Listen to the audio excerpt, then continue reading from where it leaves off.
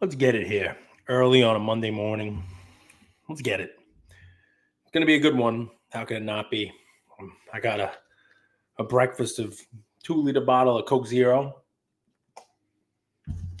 And I just polished off. I got one left here. I'll try to sneak it in during the episode. The Breakfast of Champion. Coke Zero and red Swedish fish. That's just the way I roll on a Monday morning. How else are you supposed to get the week started? Another fun little episode. I got some fun stuff to talk to you about because I went to a show this weekend. I had some fun, bought some cards, talked to some people, and just fun overall. Looks like my computer's gonna die. That's no fun. I have to plug it in. Computer in. Give me a little break. I can have another sip of soda. Let's rock. Episode of Hobby with Cage here is brought to you by Bleecker Trading, brought to you by Arena Club, and brought to you by My Slabs.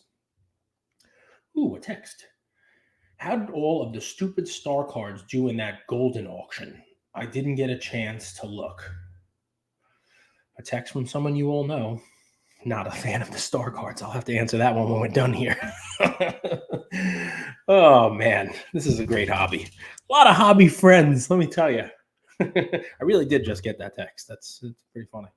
All right, so here's what I'm thinking today, guys. 2 topics. Number 1, a second look at Topps Now and what it's going to do to a certain segment of the hobby. And then part 2, the other side of the space, the collectors, quote unquote, / investors. The haves and the have-nots is what I'm going to call them. I don't know whether we're going to talk about which one first. Oh, let's talk about the part 2. Let's do part 2 first. That's always fun, right? You mess it up. There have been some really good sales lately. There have been some record sales. And there are a lot of people out there, on their story page, beating their chest, talking about record this, record that, record high. And that's great. It's great to see that. It really is. It gets you excited. It kind of draws you in. You got to be careful. You got to parse out what's real and what's not. There were record sales on Star Jordan cards, but wow, somebody also sent me a text. Take a look. Card ladder values on the BGS 6, the exact card you were talking about. They took a 50% haircut in the last month. Who could have called that? Who could have predicted that? But we're not going to talk about that today, okay? Because I'm going to call that an outlier. And we've talked about the star stuff enough. You know how I feel about it. I'm just looking out for you guys. And I guess you can say that with the record prices that are out there, I'm looking out for you guys also because I talk to a lot of people in the space. I do. I talk to a lot of people, a lot of different folks who collect a lot of different things. And I have a theory. The theory is that there is additional liquidity in the space now. Remember that dirty word people used every once in a while, maybe 2-3 years ago about consolidation? It was, go out there and get these cards. Or get the base prism. No, get the silver prism. No. Consolidate all your cards. Take all your small cards and put them into one big card. Get the numbered version of Luka. All right. So the record prices. Here's what I think is going on. There are 2 things being combined. Number 1, the liquidity. There are more ways to buy cards now without actually having to have the money. And that's a scary thought, but go with me for a second, okay? I'm not talking about stimulus or PPP or any of that other stuff, but it's sort of this, you say the word underbelly and people think it's bad, like seedy, like the criminal underbelly of Gotham. No, underbelly. It's just stuff you're not really talking about. It's stuff that people don't think about. It's stuff that's below the surface, right? You see a story page with, just superficial record price. You want to say, okay, well, people have money and people are spending more money on cards. People, blah, blah, blah. Let's take a little bit of a more deeper dive into what's driving that, in my opinion. I think these are actually good tools. I think they advance the space, and obviously they allow some record price sales to be out there. The headline is record price sale, but I believe that there's a segment of the space who has done really well for themselves recently. Even with the up, the down, the up, the down, now to talk about more up. I'm talking about the people who did not take their vintage money or their 90s inserts money or their Jordan money or even their Kobe money or the successes that they had, their vintage baseball, their Jackie Robinsons, and they didn't immediately flip that and dump it into Trevor Lawrence, Justin Herbert, John Moran, Zion, blah, blah, blah. Because there are a lot of people who did that. I'm talking about the people who had their stuff, the people who sold some of it, made some of their money, the people who sold the LeBron RPAs when they were $1 million, the people who sold their Tom Brady, champ tickets when they were $1 million, the people who actually did well for themselves, and they put their money into other cards, and those cards are still doing well for themselves. These people have a portfolio of cards, and there are more people like this than you know of. I count myself in this group because I have a ton of vintage baseball cards, Babe Ruth's up the wazoo. I have a lot of items, not a lot of ultra modern items, but I have a lot of items that I know approximately what they're worth, and you name it. And there are a lot of other people sitting out there like this who did well and have these items, and they are now looking to get in on other cards. I'm going to say consolidate. That's fine. But, they want to add cards. You see sort of all right, cards are here. Cards are not going away. Yes, we had that crazy spike, right? We had that crazy run up, that COVID pandemic stimulus fueled run. And then we saw this drop. And people like me watched that drop and it's you want to try to call a bottom, that's fine. It's very hard to do. I attempted to do it myself and was miserably wrong on quite a few cards. So instead, what these folks are doing is they're waiting for that bottom to be confirmed and are okay actually missing the bottom and buying on the way back up, which is also fine, right? It's kind of a confirmed bottom when you see the prices start to go back up. You've all seen that chart, right? About the craziness and then the capitulation and then the chart back up. It's a healthy market chart. It's not just something that you see in cards. And I think what we're seeing is a little bit of this. But with this, what most people, I believe, are doing is they have these cards. They're using their cards to buy other cards. Just take a step back and look. Fund Your Cards, who Andrew and I had on the show. The Wharf, THWC, Heritage, all the auction houses, everybody has sort of, financing. And most of them, if not all, will take your cards on consignment to pay for the cards that you win. So there is a lot of this going on out there, and it kind of fuels the machine. If you have $50,000 worth of cards, let's say it's 10 $5,000 cards, and you want a $40,000 card, you can take some or all of those cards you have, this is consolidating, send those to a funding source, send them to the auction house directly, have someone send those cards for you to the auction house. And you can buy that card without having to write a check for $40,000, without having to go into your pocket for that $40,000 card. I'm just using numbers, guys. And, it could be a $10,000 card and someone has, five $2,000 cards they want to trade up.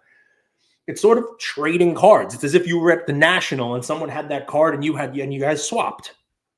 But there's a middleman who's helping fund the deal, and this card's at an auction house. Why is this something that I'm talking about?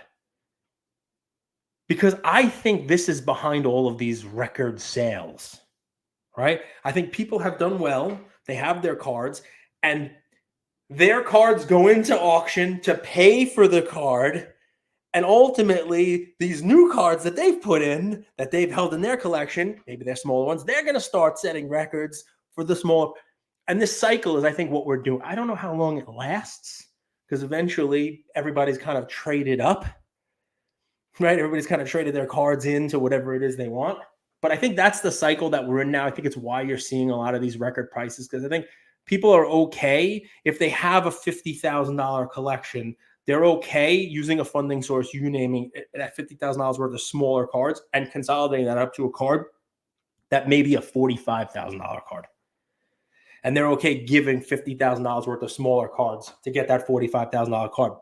That little downgrade in value is the funding companies. It's the extra fees that they're paying and all that other fun stuff.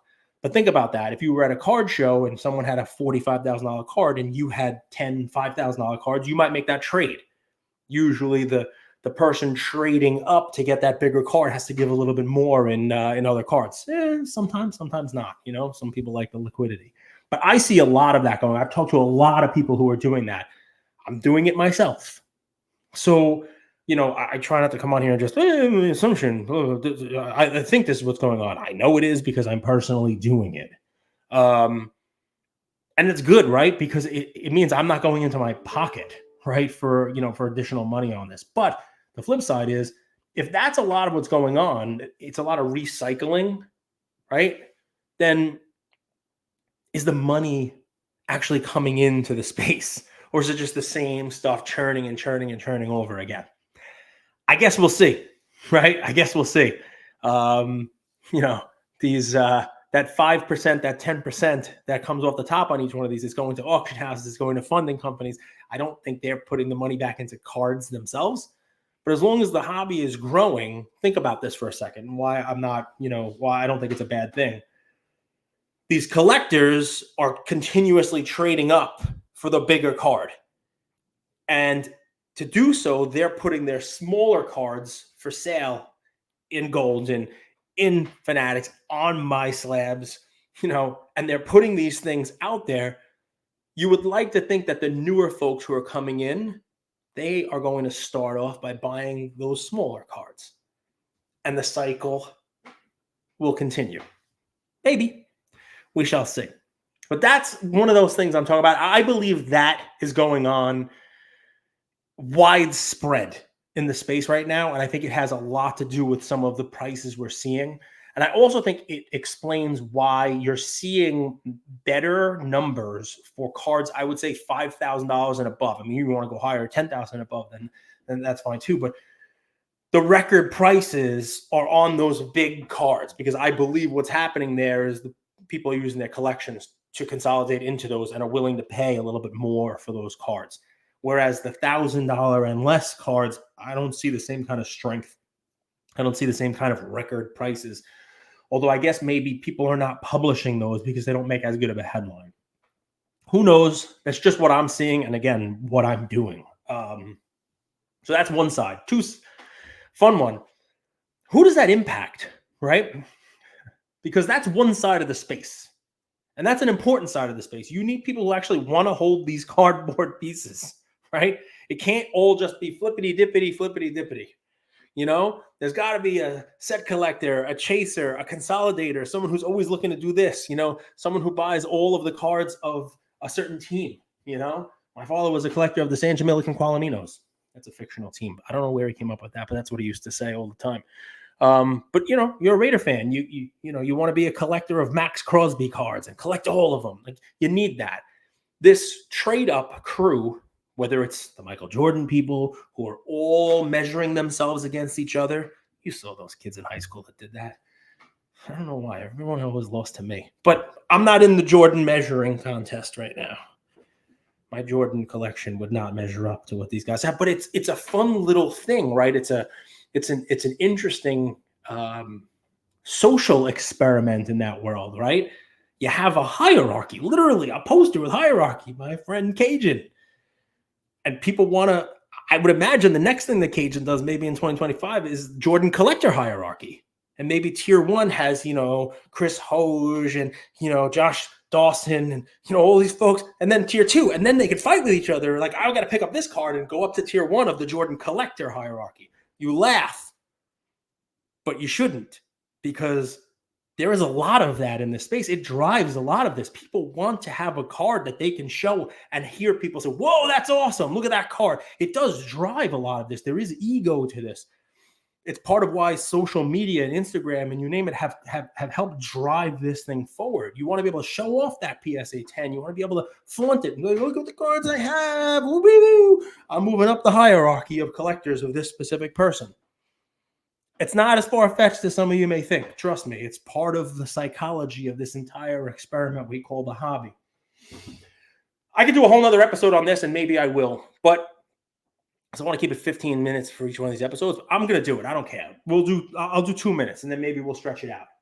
I believe that if Topps and Fanatics wanted to, they could take a serious bite out of the ass of repackers with Topps Now if done the right way. Now, I've come on here and talked about how Topps Now is like a scratch-off ticket, lottery ticket, you name it, and you can buy something for $10, and it could be worth a ton of money. I've done a lot of thinking about it because I saw a video of a guy pulled a Caleb Williams 1/1 at his birthday, and I saw Ohtani 50-50, and we saw the triple auto, and we see a lot of this. Well, if Topps Now is done the right way, and sports are always going on. Look, I think the WNBA playoffs are now. You know, you could have sort of a commemorate Caitlin Clark as she's exited from the playoffs without a playoff win, unceremoniously dumped without winning a playoff game. But the team got better. But you could have, whether it's WNBA, whether it's the baseball playoffs starting now, crazy Mets versus Braves, doubleheader today where, if a team gets swept in that doubleheader, they're missing the playoffs. And who hits a home run? And, Ohtani 50-50 and Judge with the 58 home run. They could literally do something every day. Mahomes 4-0, even though he's got like 6 touchdowns and 5 interceptions. Rashee Rice goes out there and ends his season likely the way that it should have been ended, with a collision that he was unceremoniously taken away from. People were injured. Bump. Anyway, the point being, Topps Now could be a good thing. It could be if done the right way. You could have once a week, twice a week, Jaden Daniels, completion percentage with inscriptions, you name it. If repacks are what I think they are, think about it for a second. Repacks are something where you're putting a dollar amount in. You're hoping not to get too killed on it, so you can get something out of it. But you're really hoping to hit something major out of it. Well, let's take the triple Olympic one, for example, right? $10.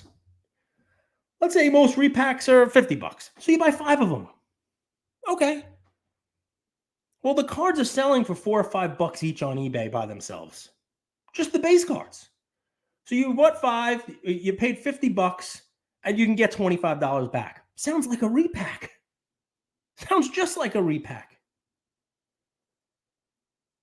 Now, if you got lucky, you got a numbered card. You got a cracked ice. You got a super short print. And maybe that $50 becomes $100 or $200 sale for you.